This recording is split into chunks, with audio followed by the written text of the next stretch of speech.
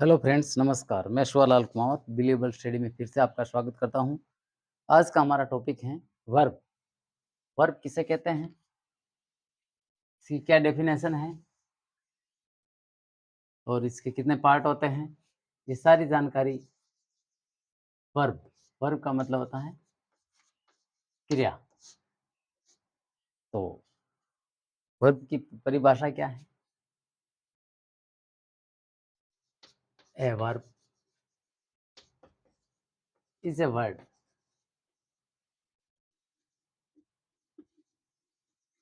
That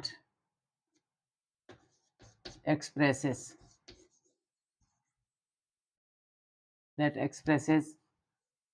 जो प्रकट करता है। Verb is a word that expresses action action feeling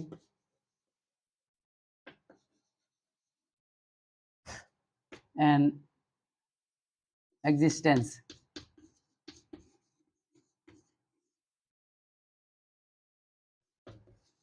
is known as verb. Verb एक ऐसा शब्द है जो प्रकट करता है कार्य, भावना और एग्जिस्टेंस यानी अस्तित्व। इज नॉन एज वर्ब, जो वर्ब के नाम से जाना जाता है। हिंदी हो गई।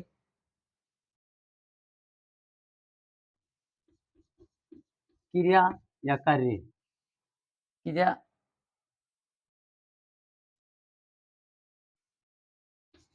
कार्य, भावना और अस्तित्व अस्तित्व को प्रकट करने वाला वर्ड वर्ब कहलाता है। वर्ब कहलाता है।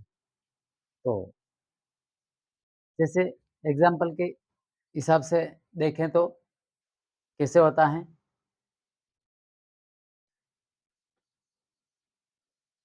ही रन्स, वह दौड़ता है। वह रन्स, ये वह दौड़ता है। इसमें ये कार्य हो रहा है दौड़ने का।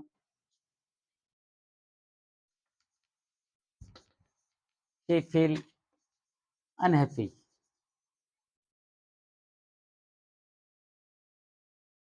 ही फील्स अनहैप्पी। उसे नाराजगी का एहसास हो रहा है। उसे नाराजगी महसूस होती है। उसे नाराजगी, ही फील्स अनहैप्पी, उसे नाराजगी महसूस होती है।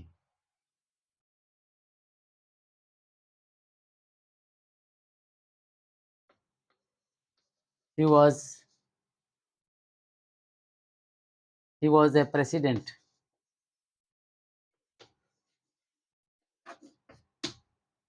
ही वॉज ए प्रेसिडेंट, वह एक राष्ट्रपति था। वह एक राष्ट्रपति था। तो इसमें कोई कार्य नहीं हो रहा है। कार्य नहीं हो रहा है, किसी का अस्तित्व बताया जा रहा है। होना बताया जा रहा है। मतलब उसकी उपस्थिति, मौजूदगी, जो उसका स्टेटस बताया जा रहा है, उसका अस्तित्व बताया जा रहा है कि वह था, है। जैसे आई एम ए फार्मर, मैं एक किसान हूँ। ही इज़ ए डॉक्टर, वह एक डॉक्टर है। आई वाज़ ए स्टूडेंट, मैं एक विद्यार्थी था। तो इस प्रकार से जो किसी चीज़ की स्थिति को प्रकट यानी अस्तित्व को प्रकट करना होता है, उसे एक्जिस्टेंस कहते हैं। उसके लिए कोई क्रिया नहीं होती है। I saw a lion, the lion was in the forest. जैसे the lion was in the forest, जंगल में एक शेर था। There was a lion in the forest. जैसे देयर वाज़ ए लॉयन, वहाँ एक शेर था, वहाँ एक शेर था। तो ये अस्तित्व वाला सेंटेंस है। तो ये वर्ब किसी के अस्तित्व को बताता है, कार्य कार्य को बताता है और फीलिंग्स को बताता है, यानी भावनाओं को। उसमें क्या मानसिक स्थिति क्या है? खुश है, नाराज़ है, एंग्री है, मतलब अनहैप्पी, हैप्पी, सैड, नाराज़, जो भी उसकी भावना है, उसको बताता है। तो ये 3 चीज़ मिलकर वर्ब बनता है, कार्य, भावना और अस्तित्व। ये कितने प्रकार का होता है वर्ब? वैसे मोटे तौर पर इसको 2 भाग में बाँटा जाता है। जैसे फ़िनाइट वर्ब और एक होता है नॉन फ़िनाइट।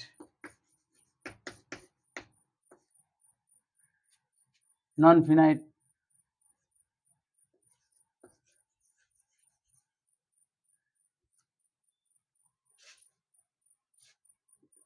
फ़िनाइट वर्ब और non finite verb. Non finite verb में वर्ब चेंजेबल होती है, चेंजेबल अकॉर्डिंग टू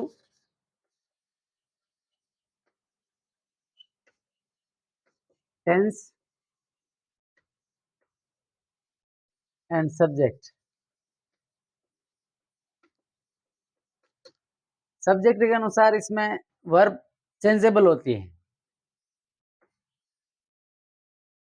सब्जेक्ट और टेंस के अनुसार इसमें वर्ब चेंजेबल होती हैं, उसे हम फिनाइट वर्ब कहते हैं और इसमें कोई चेंज नहीं होता है, नो चेंज।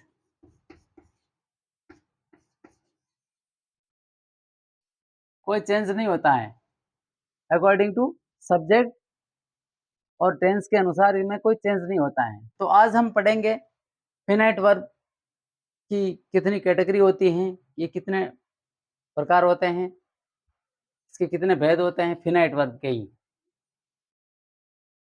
और नॉन फिनाइट को हम डिटेल में नेक्स्ट वीडियो में पढ़ेंगे।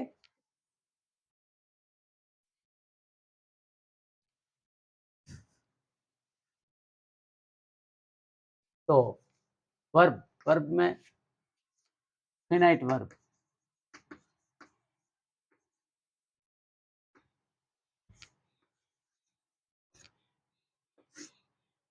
वर्ब एक होता है इंट्रांजिटिव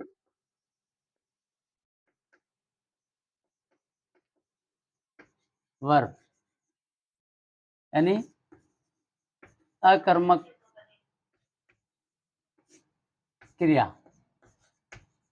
अकर्मक क्रिया इसमें कर्म नहीं होता है, ऑब्जेक्ट नहीं होता है, उसे हम इंट्रांजिटिव वर्ब कहते हैं। दूसरे नंबर पे आता है ट्रांजिटिव वर्ब,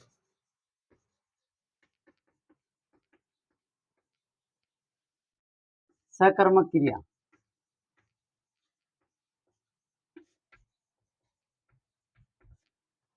तीसरे नंबर पर आता है लिंकिंग वर्ब,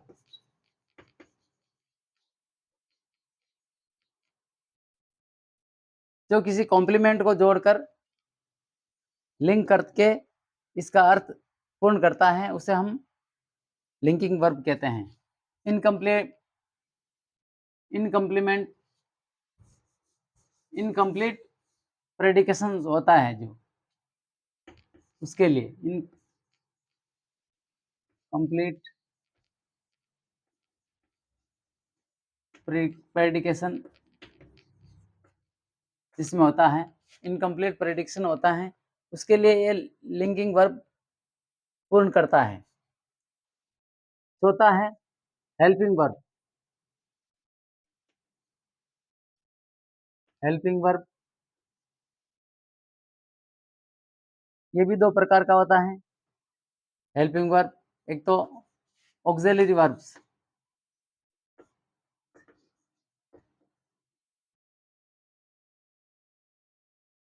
ऑक्सिलरी वर्ब ये कौन से हैं? Be, have, do. Be, have, do और दूसरा होता है मॉडल,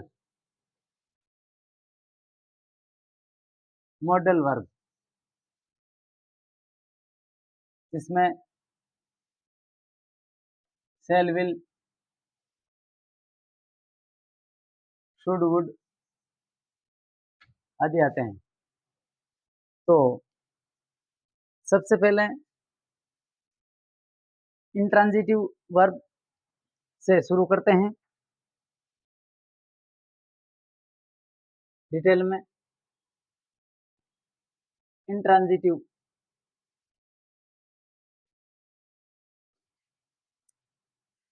फर्स्ट, इंट्रांजिटिव वर्ब यानी अकर्मक क्रिया, अकर्मक क्रिया यानी वह वर्ब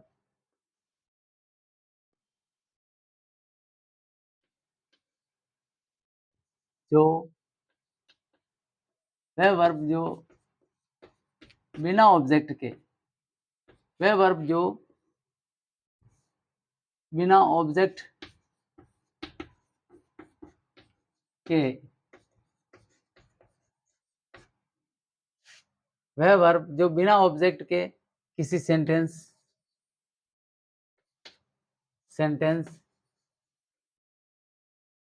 का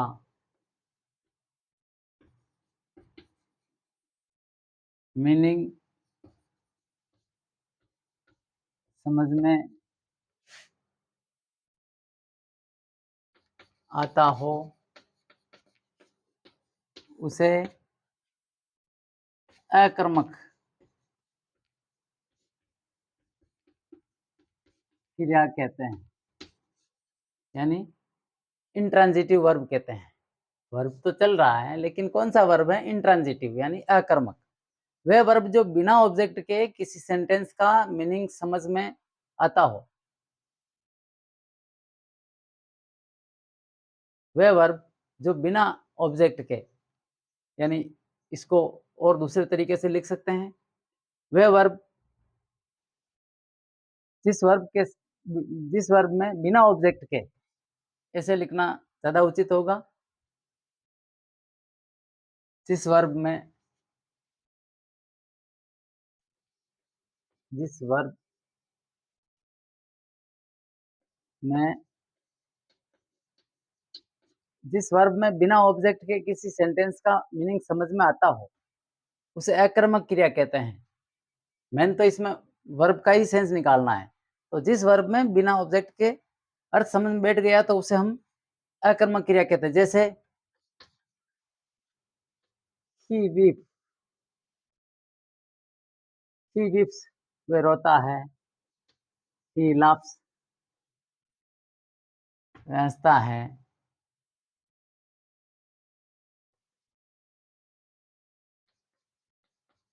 आई टुक मैंने लिया,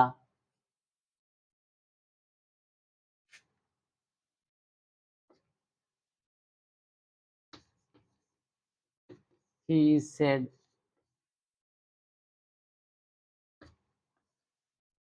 वे उदास हैं, ही सेड, इस प्रकार से।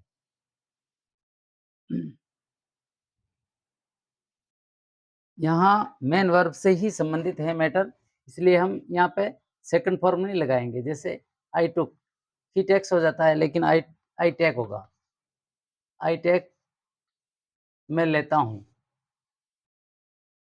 और यह यहाँ पे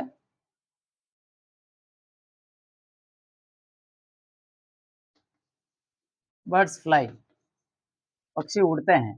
तो इन चारों सेंटेंसेस का एक स्पष्ट अर्थ निकल रहा है। ही वीप्स, वह रोता है, वह हँसता है, मैं लेता हूँ, पक्षी उड़ते हैं। इस प्रकार से ये ट्रांज़िटिव वर्ब के एग्ज़ाम्पल हुए। और इसकी आइडेंटिटी कैसे की जाती है? पहचान कैसे की जाती है कि ये मतलब इंट्रांज़िटिव वर्ब के हैं? तो प्रश्न पूछते समय प्रश्न के समय यदि पाठ whom के आंसर में के उत्तर में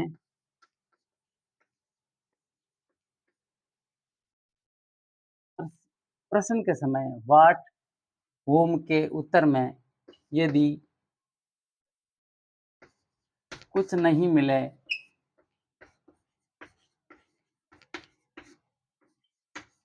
तो यह है इंट्रांजिटिव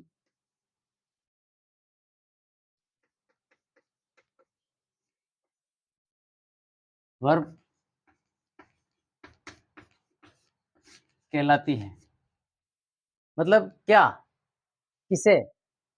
अगर ये ऐसा पूछा जाता है प्रश्न करते समय और उसके उत्तर में कुछ नहीं मिलता है, अगर ऑब्जेक्ट होता है तो ये मिलता, ऑब्जेक्ट नहीं है, यानी नाउन नहीं है कोई, तो नहीं मिलेगा। तो उस स्थिति में क्या होगा? मतलब आक्रामक होगा, यानी उसमें कर्म नहीं है, ऑब्जेक्ट नहीं है। तो इसे हम इंट्रांजिटिव वर्ब कहेंगे। Next, transitive verb. दूसरा ट्रांजिटिव वर्ब।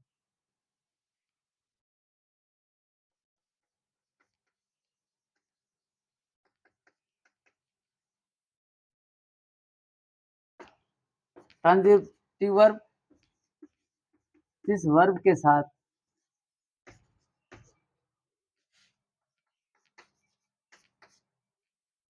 ऑब्जेक्ट हो उसे हम उसे सकर्मक यानी transitive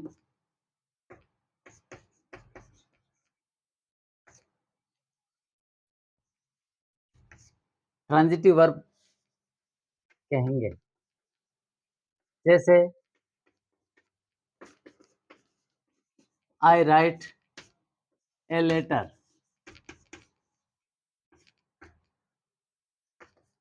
he eats a mango,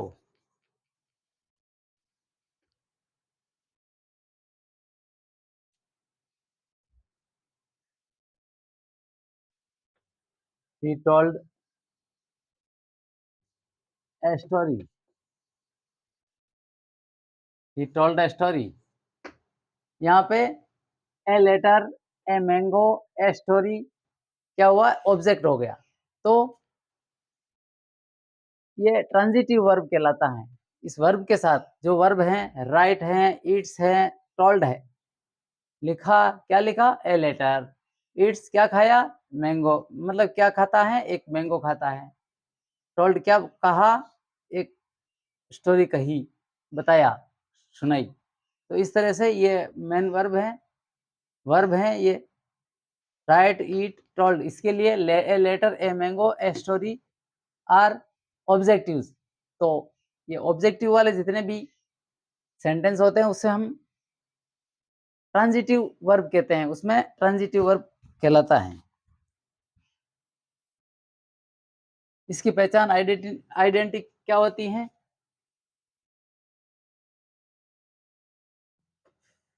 प्रश्न के समय प्रश्न पूछते समय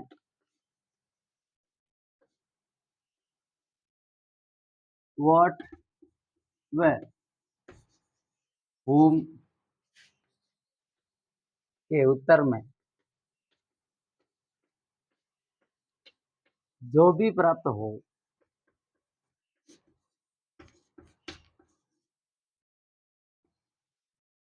कुछ भी प्राप्त हो, उत्तर में कुछ भी, जो भी नहीं, कुछ भी, व्यक्ति, वस्तु, कोई भी चीज़, कोई कुछ भी प्राप्त हो, उसे ट्रांज़िटिव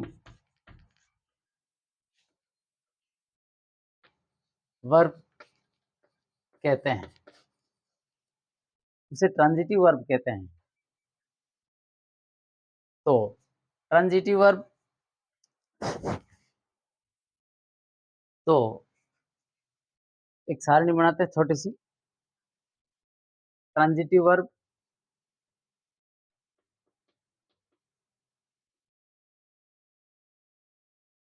and intransitive verb.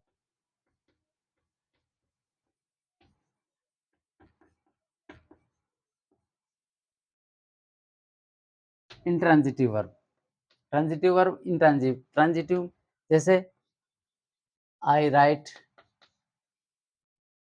A letter, I write a letter, I write, मैं लिखता हूँ।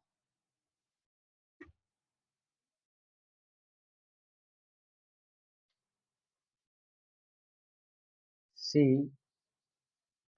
Yeats a mango, she eats, वह खाती है।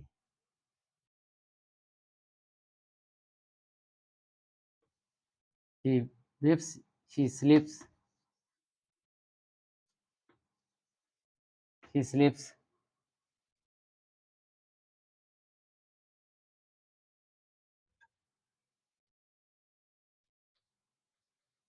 She she sing a song. इस प्रकार से ये ट्रांज़िटिव वर्ब, ये इंट्रांज़िटिव, इंट्रांज़िटिव में ऑब्जेक्ट नहीं है। आई राइट, मैं लिखता हूँ, he sheets, he eats, she eats, वह खाती हैं, ही स्लीप्स, वह सोता है। आई राइट ए लेटर, मैं एक पत्र लिखता हूँ, शी ईट्स ए मैंगो, वह एक आम खाती हैं, ही सिंग ए सॉन्ग, वह गाना गाता है।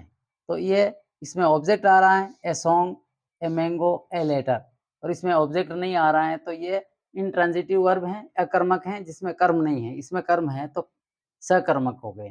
नेक्स्ट, जिसमें 2 ऑब्जेक्ट आते हो, मतलब जिसमें 2 ऑब्जेक्ट आते हो, ऐसा ट्रांज़िटिव वर्ब,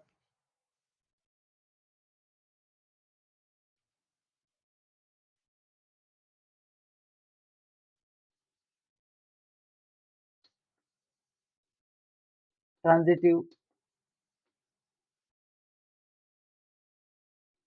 वर्ब विथ 2 ऑब्जेक्ट, इसमें ऐसा ट्रांज़िटिव वर्ब जिसमें 2 ऑब्जेक्ट आ रहे हो। तो मान लो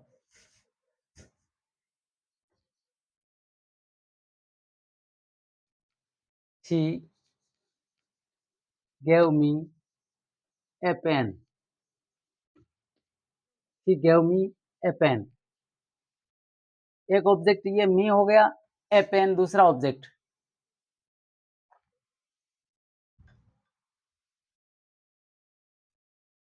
तो व्यक्ति वाले ऑब्जेक्ट को इनडायरेक्ट ऑब्जेक्ट कहते हैं, वह वस्तु वाले ऑब्जेक्ट को डायरेक्ट ऑब्जेक्ट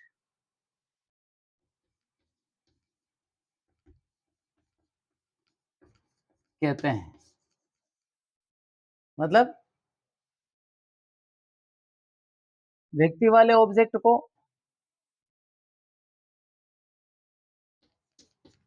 इनडायरेक्ट ऑब्जेक्ट,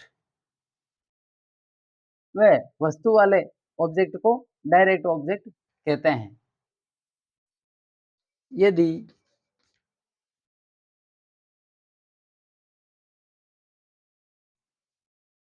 प्राय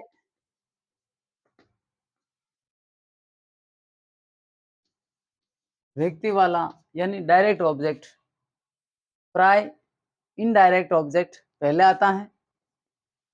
इनडायरेक्ट ऑब्जेक्ट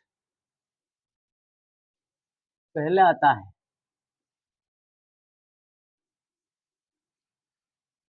प्राय इनडायरेक्ट ऑब्जेक्ट जो कि व्यक्ति वाला पहले आता है और डायरेक्ट डायरेक्ट ऑब्जेक्ट बाद में आता है। ऐसा ही होता है ज्यादातर। यदि यदि ऐसा न होकर यदि सब्जेक्ट के वर्ब के बाद डायरेक्ट ऑब्जेक्ट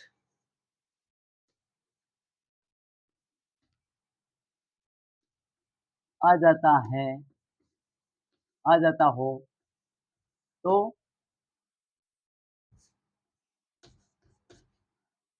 यदि वर्ब के बाद डायरेक्ट ऑब्जेक्ट आ जाता हो तो डायरेक्ट ऑब्जेक्ट कहेंगे हम वस्तु का आ जाता हो तो इनडायरेक्ट ऑब्जेक्ट से पहले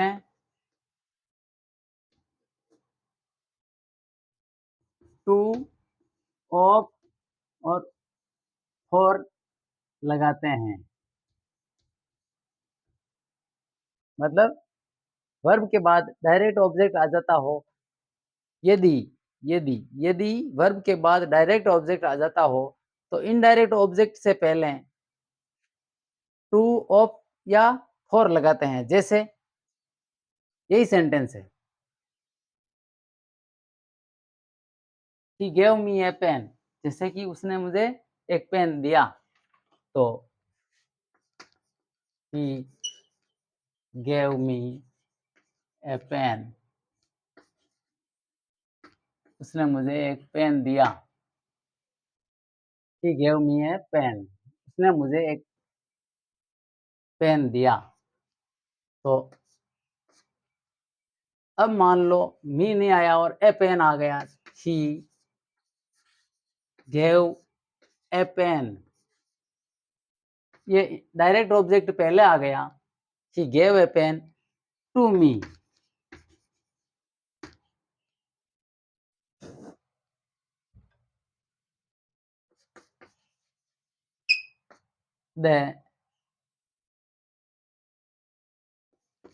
They told him a story,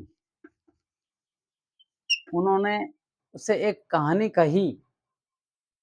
उन्होंने उसे एक कहानी कही। तो ये अगर मान लो इसमें ये तो हुआ डायरेक्ट ऑब्जेक्ट और ये इनडायरेक्ट ऑब्जेक्ट। अगर डायरेक्ट ऑब्जेक्ट पहले आ जाता तो इनडायरेक्ट ऑब्जेक्ट के पहले टू ऑफ फॉर लगता। कैसे? जैसे they told a story to him, इस प्रकार से टू लग के दूसरा जो इनडायरेक्ट ऑब्जेक्ट है उसके बाद में लगाया जाता है। नेक्स्ट, अगर किसी ट्रांजिटिव के साथ में एक ऑब्जेक्ट और एक कॉम्प्लीमेंट आ गया हो तो उसका यूज कैसे किया जाता है? लिखते हैं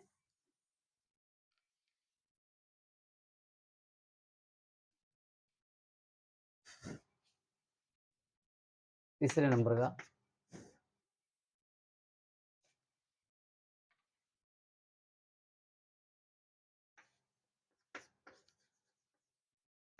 ट्रांजिटिव वर्ब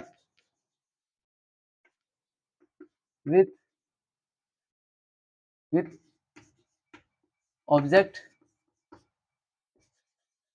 एंड कॉम्प्लीमेंट।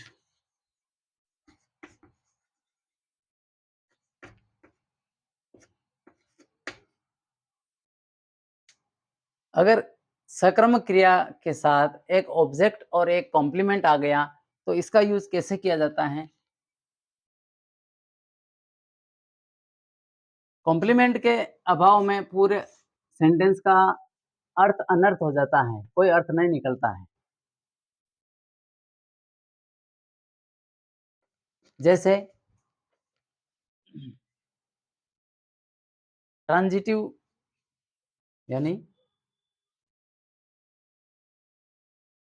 कभी-कभी ट्रांजिटिव वर्ब अपने ट्रांजिटिव वर्ब ऑब्जेक्ट के साथ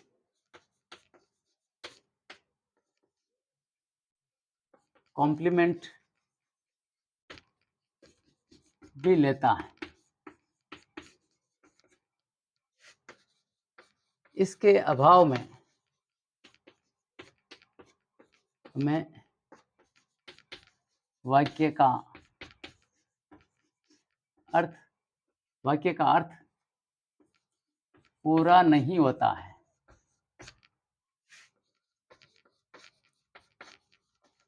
मतलब कभी-कभी ट्रांजिटिव वर्ब ऑब्जेक्ट के साथ कॉम्प्लीमेंट भी लेता है।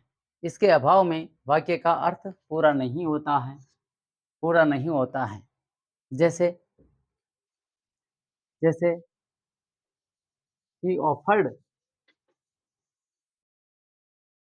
he offered her a frock। उसने उसे एक फ्रॉक दी। उसने उसे उस लड़की को एक फ्रॉक गिफ्ट में दी। ऑफर किया। he called me maid। यहाँ पर a frock maid ये कॉम्प्लीमेंट है। ये कॉम्प्लीमेंट है।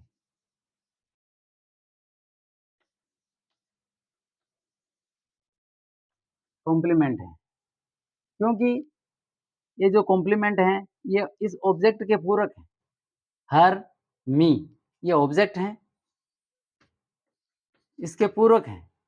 अगर इनमें से इनको निकाल दिया जाए तो ही ऑफर्ड हर उसने उसे दिया। क्या दिया? नील। पूरे सेंटेंस का अर्थ अर्थहीन हो जाता है। ही कॉल्ड मी उसने मुझे कहा। क्या कहा? पता नहीं।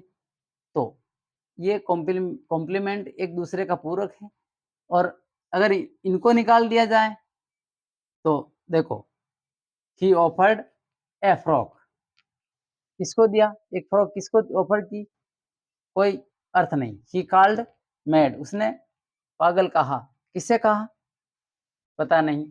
तो ये दोनों वर्ड होते हैं, ये मतलब ऑब्जेक्ट और कॉम्प्लीमेंट एक दूसरे के पूरक हैं। यानी ये इसी के लिए जो ऑब्जेक्ट के लिए ही ये आता है और इसी से पूरे सेंटेंस का अर्थ निकलता है। आज के वीडियो में इतना ही।